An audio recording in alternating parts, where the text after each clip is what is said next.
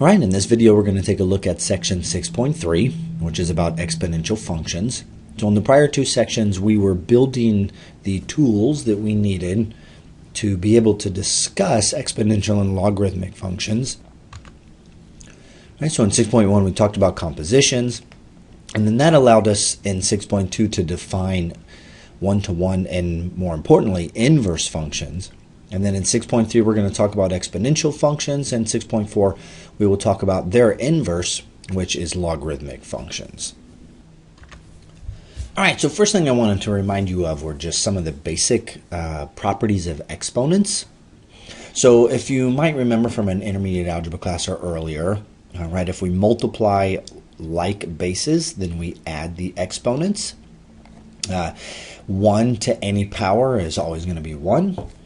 If we have an exponent raised to an exponent, then we multiply those exponents. If we have two different bases multiplying raised to the same power, I could think of that as the two different bases multiplied, each individually with that power. This one we'll probably use the most when we have a negative exponent. We can take the reciprocal of the base, and it makes the exponent positive. And then anything to the 0 power is 1. So just want to remind ourselves of those exponents. We will see those occasionally. All right, so pretty standard in an algebra textbook for us to discuss the form of the equation, right? So in all the prior sections we've done, we did polynomials, we talked about the general form, we did quadratics, we talked about the general form. And so here's an exponential function in its general form, right? So what this implies, excuse me, is that the base of this expression is a fixed number, and that the exponent is the variable. So we haven't seen equations like that yet, right? If you think about when we did all the polynomial stuff, right? All of the polynomial stuff, we had the base being the variable and the exponent being a fixed number. And what we're going to do in this case now is we're going to reverse that relationship. We're going to look at the base being fixed and the exponent being variable. So a couple examples here. Similar to what I drew, suppose we had the equation f of x equals 3 to the x, right? This is the form of an exponential equation. Here's the form of another exponential equation, 7 to the x. We could have the base be the number pi. We could have pi to the x.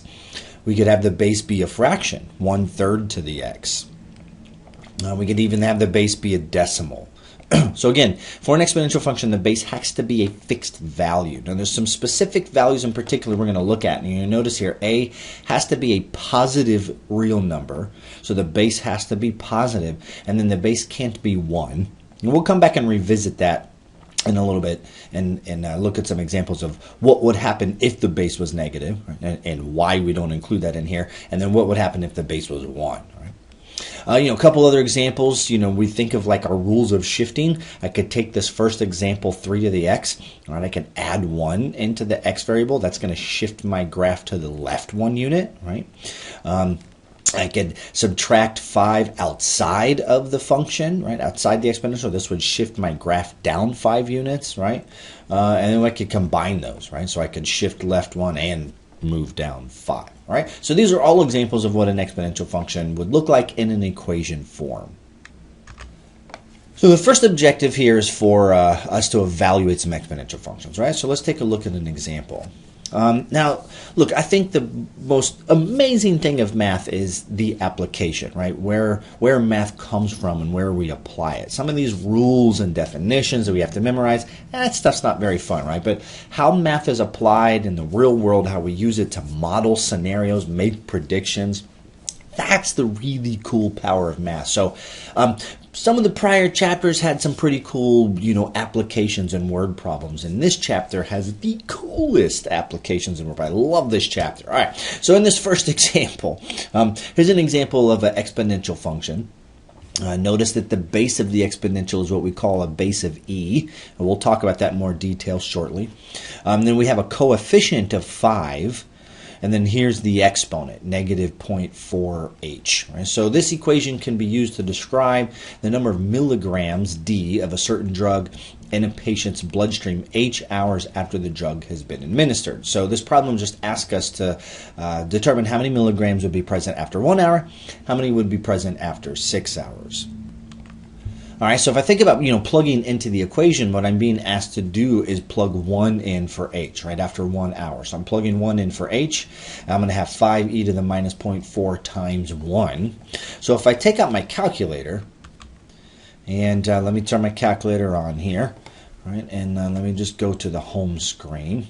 Okay, so if I'm just going to plug all of this in, right, so on my calculator here, I'm going to punch the number 5, and then I want the base of E, and there's 2 places to find that, but the way I like to use it is above the ln key. So here's the capital ln key.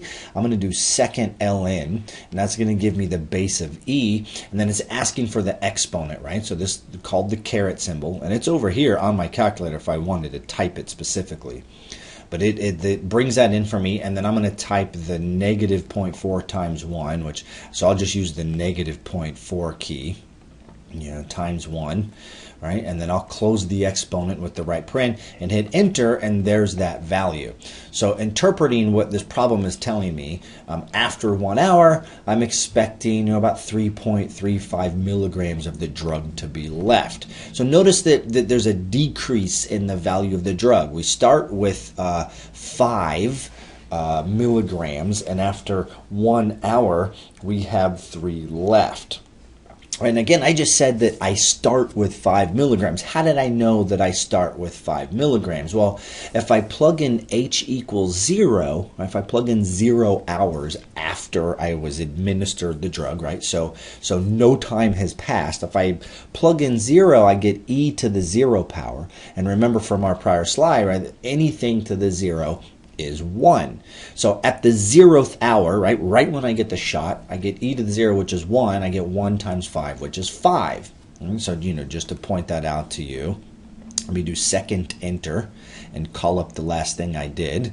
And I'll go over here and type 0 and hit enter, right? Anything to the 0 power is 1 times 5 is 5. So I'm starting with 5 milligrams, and after an hour, my body is absorbing, right? It's assimilating the medicine into the system, and I'm getting less medicine after an hour. Right?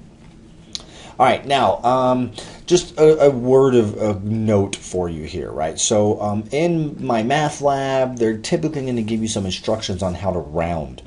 So they might tell you round to 2 decimal places, round to 3 decimal places, round to 4 decimal places, right?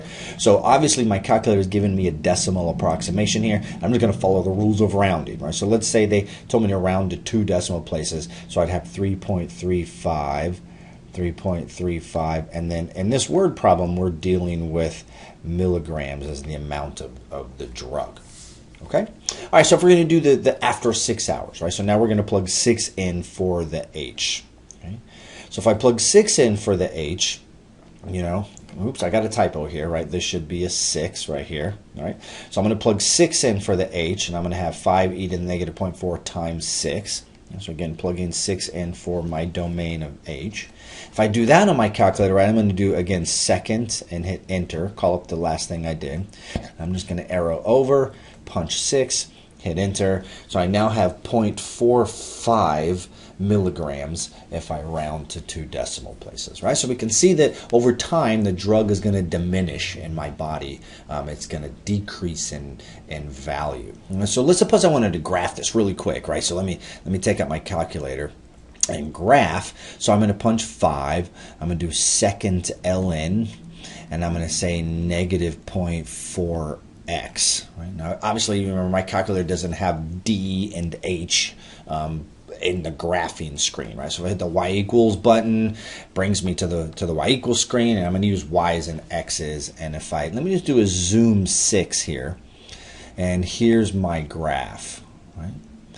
So there's my decrease, right? So if I think of time starting at 0 and then hours counts from there, right? Negative hours doesn't really make sense in this picture, right? But let me go ahead and trace to 1 hour and hit enter. There's that value that we got, right? And I'm going to trace to 6, and there's that value that we got.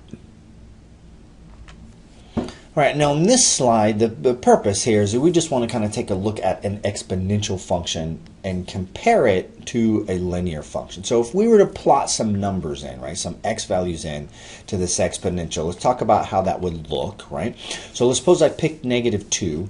I'm going to have 2 raised to the -2 power. And so remember, my property of exponent says I can take the reciprocal of the base 2, make it 1/2. So here's 1/2, and it changes the sign of the exponent.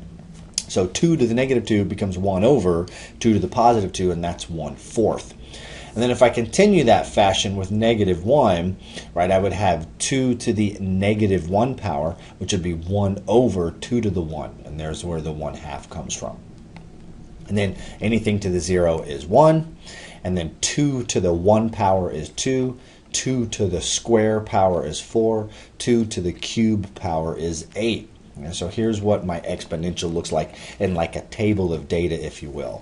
Then if we look at the linear function, right, if I plug values in for this particular graph, 3 to the x plus 2, right, here's the y values that I would get. So the purpose of this conversation here real quick is just to point out to you the pattern. So notice with linear functions, to go from -4 to -1, it's like I added 3 to make that leap. And then to go from -1 to 2, I've added 3 to make that leap. And to go from 2 to 5, right, I've added 3. And to go from 5 to 8, I've added 3, and so on and so forth. 8 to 11, I've added 3. So when you look at like a function in numerical form, and you see that you're adding the same number to get the next y value, that's indicative of a linear function. And remember back when we did linear functions in 4.1, this was what we called the slope, and it was a constant rate of change. All right, so you may remember that terminology back from chapter 4. This was my constant rate of change, my slope that never changed, right? Stayed constant. And when you look at an exponential function, this is really interesting. So notice an exponential function doesn't have an addition to get to the next y value. It has a multiplication. I think the easiest thing to see here is if I take 1/2 and I multiply by 2, I get here. So I multiply by 2, right? And then I multiply by 2 and I get this next y value, right? Then I multiply by 2 and I get this next y value. Then I multiply by 2 and I get the next y value. So an exponential function has this unique behavior where I multiply by a constant value, right? So this multiplicative factor stays the same. And that's what the base of the exponential is, right? The base of the exponential is 2, and that's that multiplicative factor, right? Just like this was the slope of the line and there was the slope of my line, right? The base of my exponential is that multiplicative factor. All right, so it's pretty standard and in any algebra book and even some calculus books to write that base in this fashion, right? So the base is the ratio of any two adjacent y values, right? So for an exponential function, for each 1 unit change in x, I'm going to produce a multiplicative factor change in the y value. Now, I don't really like writing it this way. Here's the way I like to write it. I like to think of the next y value is a times the prior y value. Right? So in that prior example, we took to get the next y value, we multiplied the prior times 2.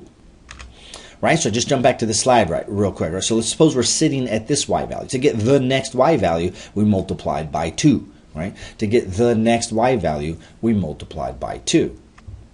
So I prefer to think of this in this form, right? The number a is used to multiply the current y value to produce the next y value, right? But all algebra books write it in this fashion. They just divide the f of x over, and they say a would equal the next y value divided by the current y value. And that's that multiplicative factor that we have there. We can see that in that example.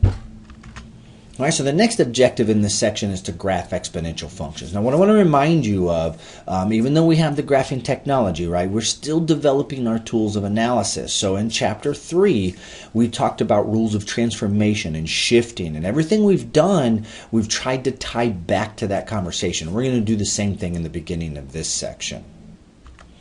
Now, before we get to that conversation, let's just talk about the shape of the exponential graph and like where it comes from, right? So let's suppose we were going to plot points to graph an exponential function. So let's use 2 to the x as our example. And suppose we were going to plot points. So I'm going to do this in a kind of unique fashion, right? So I'm going to plot when x was 0, x was 1, x was 2, x was 3, x is 10, right? So if I got 2 to the 0, that's 1. 2 to the 1 power is 2, 2 squared is 4, 2 cubed is 8, 2 to the 10th is 24. So if I were to plot these points on a graph, here's 2 to the 0, here's 2 to the 1, here's 2 squared. See, 2 cubed is going to be way up here at 8.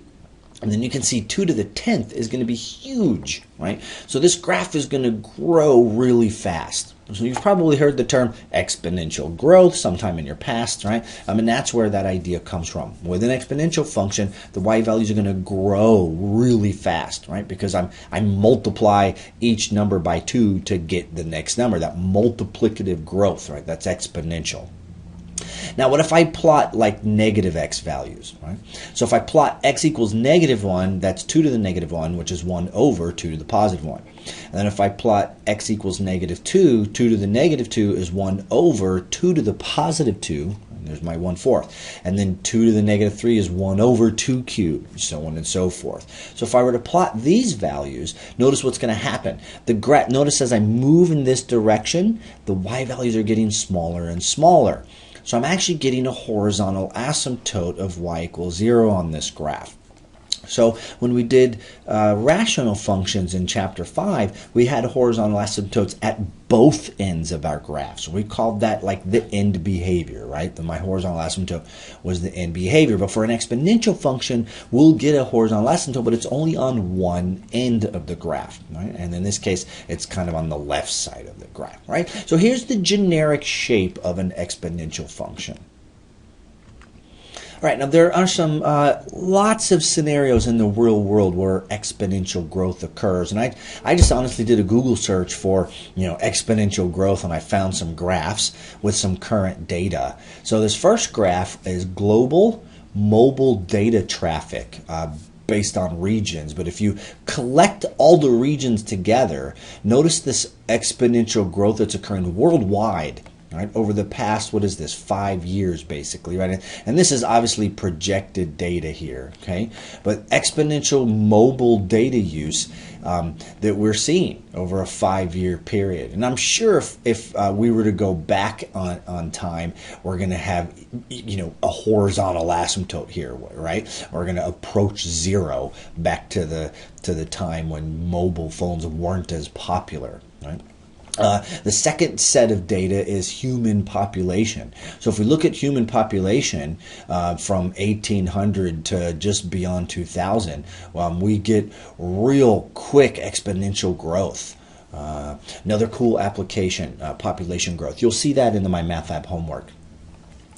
This one I thought was kind of cool. Over the past 3 to 4 years, the growth in sales of hybrid vehicles, and these are plug-in vehicles in particular, like the Chevy Volt is a plug-in hybrid. The Tesla model is getting pretty popular. There's some plug-in hybrids, and so the plug-in hybrid models are growing exponentially in terms of sales from dealerships. And then here's box office revenue. Now, I can't know if you can see this down here, but the U.S. box office revenue since 2005 is growing at a kind of a linear rate.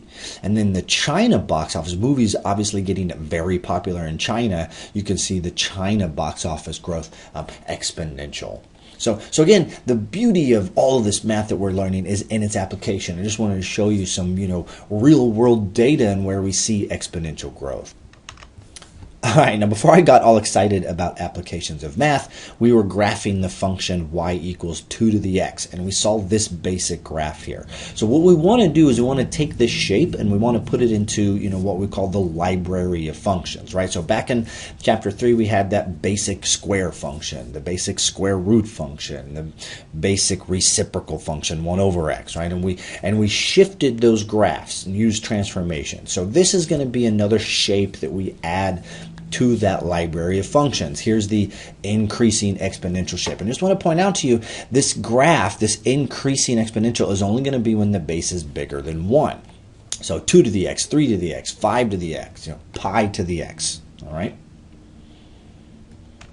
And again, just for some comparison, right, if I were to graph like 3 to the x, here's 3 to the x, right? If I were to graph 6 to the x, here's 6 to the x, right? Obviously, 6 to the x is going to grow quicker, right? Now, notice anything to the 0 power is 1, so they both intersect at the y-axis, right? But once x is 1, 3 to the 1 is 3. X to the 1, 6 to the 1 is 6. And even if I get out to x equals 2, right, 3 squared would be 9. 6 squared would be 36. Right, so you can see that the bigger the base, the faster the exponential growth, right? No surprise there. Let's suppose we wanted to graph. Instead of using the calculator, I'll use Desmos this time. Right, so in Desmos, I'm going to hit my y equals, my y button, sorry, and then equals, and then I'm going to do this a to the b button here. Now, the first thing I'm going to do is put the base. So I'm going to say 3, and then I'm going to hit the a to the b button, and that tells it I want an exponent, and then I'll put the x. Right? Let me hit enter, and then I'm going to graph y equals 6, and then a to the b x button. So I can see those two graphs, right? And I can pretty easily compare them, right, at, let's say, x equals 2, right? 3 squared is 9. It won't stay there, right? And then at x equals 2, 6 squared would be 36, right? I have to zoom out to see those pretty quickly. Right, and then another quick exploration, let's suppose we made the base fractional, right? So if I were to plot points here would be me plotting the points, and here's the shape of the graph that we would get, right? So we want to add this shape to our library as well. What we're going to notice is when the base is smaller than 1, we're going to get a decreasing exponential, and our horizontal asymptote is going to be out at the right end of the graph instead of the left end. Right, so the author of the book provides this kind of general shape for you. Says as long as the base of the exponential is fractional, then it's going to have this decreasing shape. Right, and again, here's kind of a summary. Here's our two basic shapes. So what we would want to do, right, if we're not using technology, right, remember we joked earlier about the shifting rules and the aliens invading planet Earth, right? So if the aliens invade planet Earth, you could sketch a exponential function very quickly, and you and Bruce Willis save the Earth, right? So we want to add these two functions to our library, and we want to be able to shift them accordingly. So let's practice that real quick, right? So let's remind ourselves of some of the stuff where we would use shifting, all right? So if I'm graphing 2 to the power of negative x minus 3, right? What I'm going to do is start with the graph 2 to the x. That's my basic shape. I'm going to start with the graph 2 to the x. So I don't even really need to plot points on this graph, right? I should just be able to quick rough sketch the increasing exponential. And I know it passes through the point 0, 1, and there's this quick rough sketch of 2 to the x. Now the next step would be to replace the x with negative x. And remember, whenever we replace x with negative x, that's like going from 3 to negative 3. That's going to reflect this graph around the y-axis. So if I reflect the whole graph around the y-axis, that visualizes the x being replaced with negative x. And then the last thing I would do is subtract 3 from that graph, right? And that's going to shift me down 3 units. So one thing to keep in mind, right, I have this horizontal asymptote here always on my graph, right? Now originally it was to the left of the graph, and then we reflected, now it's to the right of the graph, and then that is going to move down 3 units. So here's my horizontal asymptote moving down 3 units. So I'm done sketching the graph using the rules of shifting and transformations. And now let's answer the questions of what the domain, range, and horizontal asymptote are. So here's my graph. So we can see, and I point out to you that for any exponential function, the domain is going to be all reals. There's never an x value I plug in where I get something undefined. So for exponential function, domain is always all the reals. Now the range, we can see the range doesn't live below the value of negative 3 on the y-axis. So it's anything above negative 3.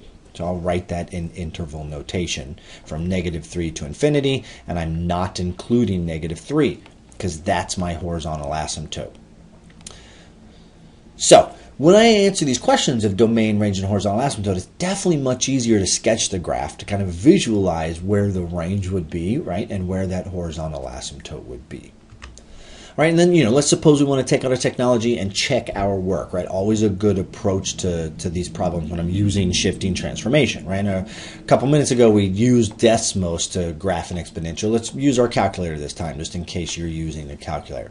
So on my calculator, I'm going to hit the y equals button again, and then my base is 2, so I'm going to punch a 2 there. And then I'm going to use my caret key, so I'm going to say to the exponent of, and then I'm going to put parentheses, and I'm going to make sure I use the negative symbol, negative x, and then let me close my exponent, and then I'll subtract 3. So if I do a zoom standard, zoom 6, I should get a decent picture of the graph, and I should be able to see that horizontal asymptote of negative 3 forming on that graph. All right, now the third objective in this section is for us to focus specifically on the number e. So remember our first example, we used the number e, right, in that body absorbing the drug word problem. So in most real-world scenarios, then base e is what we typically use to represent exponential growth. So let's talk about that for a moment here. All right, so pretty classic for any algebra book is for us to define the number e. Now, I don't want to get too deep for you here, okay? But there are what we call 6 universal constants, and pi is one of them. You may remember that with pi, pi was discovered. And if I take the circumference of any circle, circumference is the distance around the circle, and I divide that by its diameter, the distance from one end to the other, that always gives me the number pi. Doesn't matter how big the circle is, how small the circle is, the circumference divided by the diameter is always a number pi. That existence has always been there, and it was discovered, right? Excuse me. So the number e is also a naturally occurring constant, and it was discovered as well. And it represents exponential growth. Right? So just to show you real quick, what the book discusses here is its definition. And if I look at this expression here, 1 plus 1 over n to the n power, and I let n get bigger and bigger and bigger and bigger, I let it go to infinity. In calculus, we would denote that this way. We call it the limit as n approaches infinity. So if we look at a table where n gets bigger and bigger and bigger and bigger and bigger, here's what that table would look like. So as n gets bigger and bigger and bigger and bigger and bigger and goes to infinity, here's what this expression does. It approaches the number e, right? Now, just like pi is an irrational number, it's non-repeating, non-terminating decimal, so is this number e. It's non-repeating, non-terminating. You know, guys have to memorize this, right? I mean, just like pi is approximated with 3.14, we could approximate e with 2.718. And what we typically do is just use the letter e to represent that irrational number. Now, suppose we were going to, graph this on our calculator. Keep in mind that, on that prior slide, the number e was 2.718, right? So it's a base that's bigger than 1, so it's going to be an increasing exponential. Right? So when we do the graphing of exponentials that are base e in this course, we would just want to know that it's an increasing exponential, has that basic increasing shape, right? And anything to the 0 power is 1, and there's its y-intercept.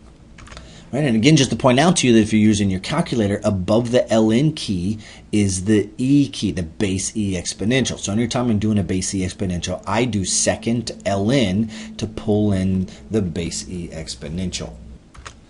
Right, and if you're using Desmos, you're just going to literally type the letter E on your keyboard, or go to the ABC button and punch the letter E, and then go back to the number key, right, and use the AB button, and that gives me an exponent, and I use the letter X, right, and then there's my graph of e to the x. All right, so let's suppose we had, homework question where we're practicing rules of shifting again, right? Rules of transformation. We want to graph the opposite of e to the x minus 3. And then from that graph, we'll determine the domain, range, and horizontal asymptote.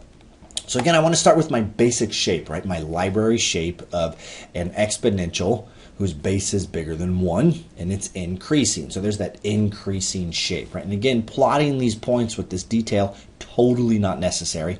I might plot this point 0, 1, but I know I plot that point 0, 1, and the graph increases, right? And here's my horizontal asymptote. Then the next thing I would do is multiply by -1. So I'm going to graph the opposite of e to the x, right?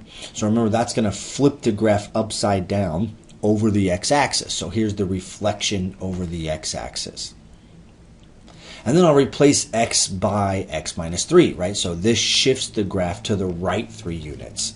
So here's what I do. This point right here, my y-intercept, I'm going to grab it and move it to the right 1, 2, 3 units. Here's that graph, that point on the graph. And then I'm just going to sketch my graph in that same shape. I'm not going to carry all these other points with me, but this is kind of the y-intercept, right? That's kind of the point I grab and move. So there's my shape, right? And then we can see, again, all exponentials have a domain of our reals. And then in this case, the range is everything that's negative, right? Below 0. So from negative infinity up to 0 is my range. And then again, there's my horizontal asymptote of y equals 0. So just to go over this one more time with you, right, because that graph had really way too much detail. So let's suppose I'm looking at graphing the negative of 2 to the power x plus 3 plus 4, right? How might I go about doing this? So quick rough sketch. I know that the base 2 exponential has that increasing shape, and it has the point 0, 1 on its graph. Right? And then I shifted it to the left 3 units. I said, let me shift it to the left 3 units. So I'm grabbing that point and I'm moving it to the left 3 units. Boom, boom, boom. And there's my rough increase shape. And then I put the negative in front. And I said, let's flip it upside down, right? Reflect it over the x-axis. So again, I'm grabbing that one point and I'm flipping it over the x-axis as well as the rest of the graph. And then this last piece, adding 4, right? That's going to shift me up 4 units. So don't forget, I have the horizontal asymptote here that moves up 4 units. And then I'm grabbing this same point that I've been holding on to the whole time, and I'm going to move it up 4 units, and that brings me up to a y of 3. So here's my final shape. So from, again, all exponentials have a domain of our reals. I can see that my range is everything below 4. So I have from negative infinity up to 4 on my y-axis. And then my horizontal asymptote is y equals 4. All right, so again, I can't emphasize enough that the goal of this section is not for you to just use technology to do everything, right? We want to make sure we're developing our tools of analysis, and that's why the instructions are always saying, use your rules of shifting, use your rules of transformation, right? Use prior knowledge. Start with your basic shape and then shift accordingly. Of course, we have the technology to help us. Of course, we should take it out when we're done sketching and check our work. So the last objective in this section would be to solve equations that have exponential functions in them. Now, I want to point out to you here that there's some very special equations that we're going to solve in this section. We're not going to be able to solve all the exponentials in this section. And the reason for that is we don't know yet what the inverse of the exponential function is. And again, what I mean by that, right, think about back in chapter 4, if we solved the equation, let's say x squared equals 9, right? How did we undo the square? We used its inverse. So we would square root the left-hand side and we would square root the right-hand side. And so we would say x equals plus or minus the square root of 9. Right? Now, the difficulty here is that, what if I have something like 2 to the x equals 9? Right? So the answer is not to say that I xth root both sides. That makes no sense at all, right? I can't xth root both sides. So how do I undo the exponential function? And what that's going to be is what we talk about in the next section. It's going to be the logarithmic function. Now, to make this doable, what we will do in this section is we'll make this simpler. So instead of having 2 to the x equals 9, we'll write something like 2 to the x equals 8. Because we know that 2 to the third power, right, 2 cubed is 8. So what we're going to do in this section is we're going to solve some exponentials because they're going to be really special in the sense that the exponent, right, will be an integer. Right? So 2 cubed is 8 will be the solution to this equation. And so those will be the ones we look at in this case. And then we're going to talk about logarithmic functions, and then finally we'll tie them together. All right, so the one technique we're going to use in this section is what's called matching bases. So basically we're going to use this principle that says if the bases are the same, then I can set the exponents equal to each other. And that's what this theorem says in this section. So an illustration of that, right, would basically, like, if I have 2 to the x equals 2 cubed, then x must be 3. Right? So if this equality is to be held true, if the bases match, then the exponents must match. Right? A little more intricate of an example, right? If we had 5 to the power of x plus 1, that equals 5 to the power of 3. Right? So again, if this equality is to be held true, if the bases match, then the exponents must be the same. And in this case, that would lead us to x equals 2. So this is going to be the technique we use in this section. And then after we talk about logarithms, we'll look at more intricate examples. So let's start off with this example here. So let's suppose we have 2 to the power of 3x minus 1 equals 32. So again, remember the key here is I want these to have the same base. So since the left-hand side has a base of 2, then I want the right-hand side to have a base of 2. So I kind of have to ask myself, 2 to what power would equal 32? And that's 2 to the 5th, right? So I'm going to rewrite 32 as 2 to the 5th. And now that I have the bases the same, I'm going to set the exponents equal to each other and then solve that equation. So now I'll add 1 to both sides, and then I'll divide both sides by 3, and I get a value of x equals 2. And again, remember, you should always check your work. Take x equals 2, plug it back in your equation, see that you get the right answer. All right, in the next example, notice everything is base e. So we're going to write everything as base e. And this looks really ugly to start with, but let's just remember our rules of exponents first, right? So when I have a base exponent raised to another exponent, remember, I'm going to multiply these exponents. So this is going to become e to the power of negative 4 times x, right? And then ditto with this guy, right? I could take the reciprocal of this thing, and it makes the exponent negative. Right, so anytime I take the reciprocal, it changes the sign of the exponent. All right, so that's exactly what I did on this first step here, right? So I multiplied these exponents, multiplied these numbers, right, to get the exponent, and then I take the reciprocal of this guy, and I get e to the negative 3x. Now I multiply like bases. These are both a base of e, so I multiply like bases, I add my exponents, and I get e to the negative 7x. So I finally, after those two lines, I have e to a power equals e to a power, and I'm going to set those exponents equal to each other and solve for x.